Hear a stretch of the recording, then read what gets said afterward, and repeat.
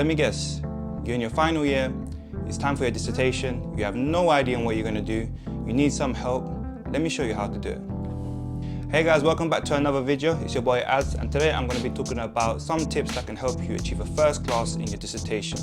Before I proceed, I just want to say thank you for the support. Make sure you like, make sure you hit the subscribe button, and let's get straight to it. So before I proceed, I'm just going to quickly talk about the dissertations that I've done. I've done my undergraduate dissertation in my third year, and I also did a master's one in my fourth year. I'm going to be talking about the master's ones in another video, but today I'm going to be focusing on the undergraduate one. So my dissertation was broken down into 4 parts. You had the RAO, which is basically the proposal. You had a poster in which you had to detail your simulations. You had your full dissertation that you had to submit to your supervisor. And then you also had your Viva, or Viva, some people call it, which is just basically an oral examination. However, due to COVID, my Viva or Viva was cancelled. So all the extra marks was allocated to the dissertation instead. So before we proceed, I'm going to give you a quick rundown between what's the difference between a BEng dissertation and an MEng dissertation. So in your BEng, aka your third year, it's a solo project in which it will last around 2 modules, and it will last between first semester and the second semester. In the MEng project, you're working in a group, usually in a group of 4 or 5, maybe even 6. And it is worth 4 modules, so it's worth half of the year grade, and it also runs between semester 1 and semester 2. Tip number 1, make sure you keep a good line of communication with your supervisor. Now the reason why I say that is because they're going to be the one marking your dissertation, so make sure you keep them in the loop and make sure you're talking about what you want to do and how much of it you have done, and make sure you speak to them regularly. So one example is my professor, who was my supervisor. I had him teaching one of my modules anyway. So what I'll do every week is after a lecture finish, I'll have a quick 5 to 10 minute chat with him at the end, talk about any updates on my project. You may not have that, but you can always schedule an appointment with him or her. Remember, you're a university, you got to schedule it yourself. He's not going to speak to you. You might get lucky, but majority of the times, a lot of supervisors will wait for you to schedule an appointment. So make sure you schedule one and speak to them, usually on a week or bi-weekly basis. Tip number 2, so this one's really focused for engineering dissertations. If you're doing a simulation one like how I did, make sure you do them simulations as early as possible.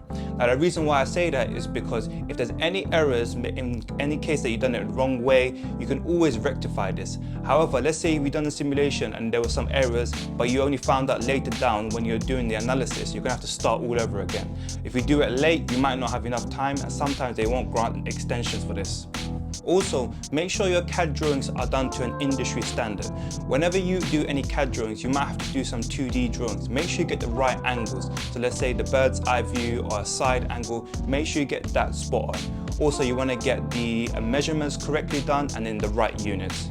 Tip number 3, make sure you send drafts to your supervisor. However, don't bombard them with drafts. You want to make sure you do a couple of weeks work, then send over a draft. Or speak to your supervisor. Some supervisors will only want 1 draft, and then they'll give some feedback on it, and then they expect you to submit it. That's what happened to me. But I spoke to my friends and other supervisors. They will meet on a bi-weekly basis, and you can send them drafts over and over again for improvement. Remember, you have to be active in your line of communication.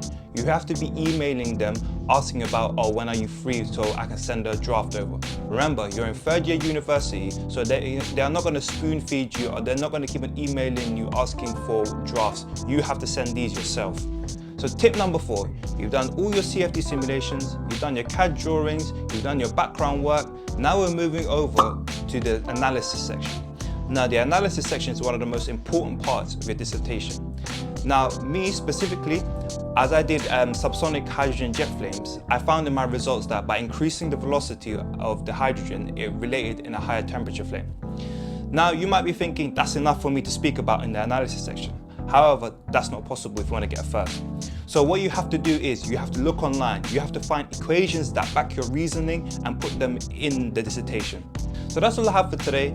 So today was a short video just talking about some helpful tips that can help you achieve a first in your dissertation. If you follow these tips, I'm sure you will do great.